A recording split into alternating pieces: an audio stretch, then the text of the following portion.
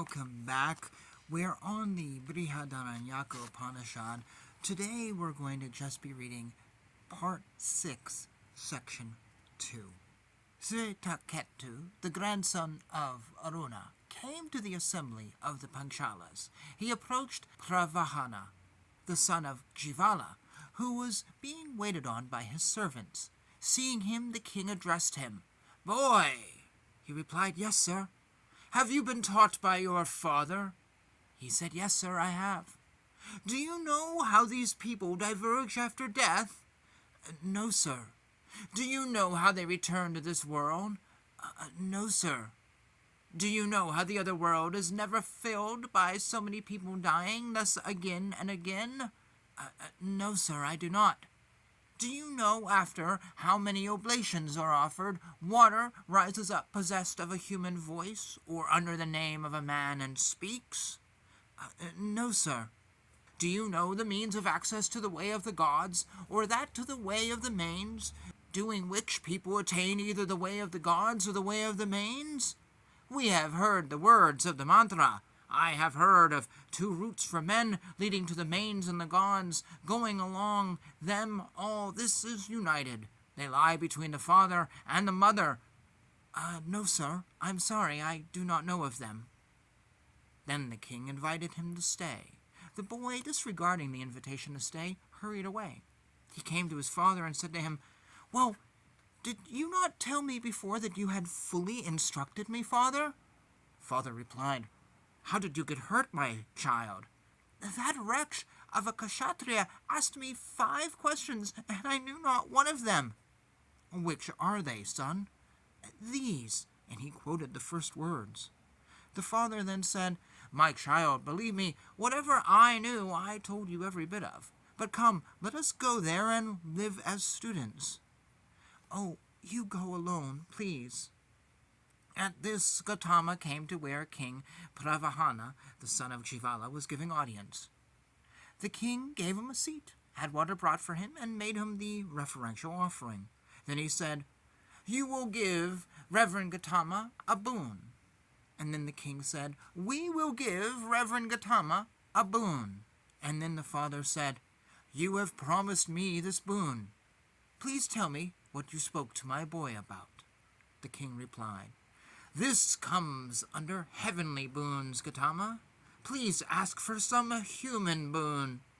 The father replied, "You know that I already have gold, cattle and horses, maid servants, retinue and dress. Be not ungenerous towards me alone regarding this plentiful, infinite, and inexhaustible wealth." The king replied, "Then you must seek it according to form, Gautama." To which came, "I approach you as a student." The ancients used to approach a teacher simply through declaration. The father lived as a student by merely announcing that he was at his service.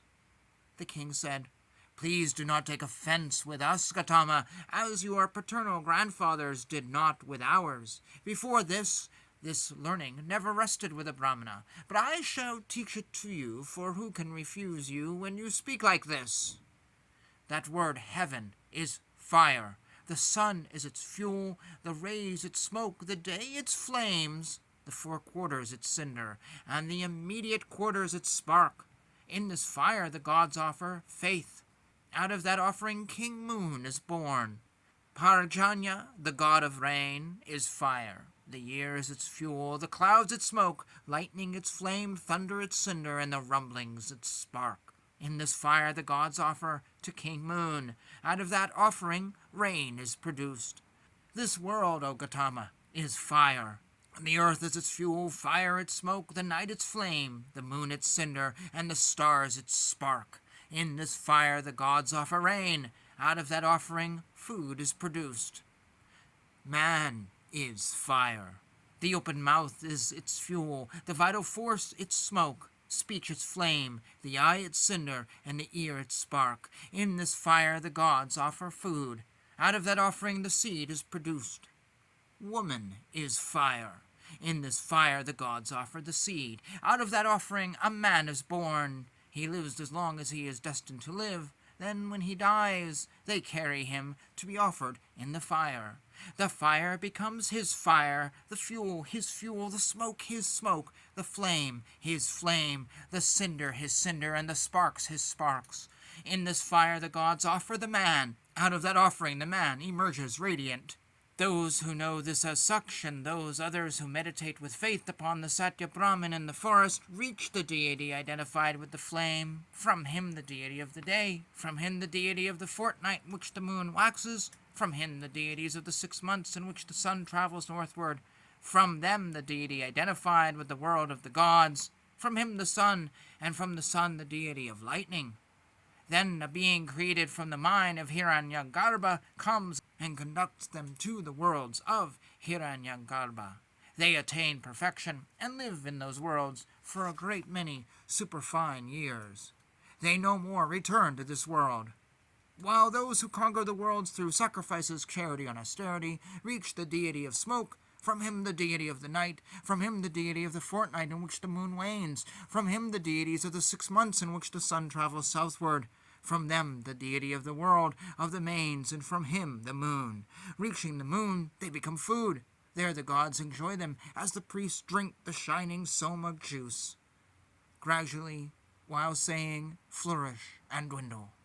And when their past work is exhausted, they become like this ether. From the ether air, from air rain, and from rain the earth. Reaching the earth, they become food. Then they are again offered in the fire of man, thence in the fire of woman, whence they are born and perform rites with a view to going to other worlds. Thus they do not rotate, while those others who do not know these two ways become insects and moths, thus frequently biting things. Thus ends part 2.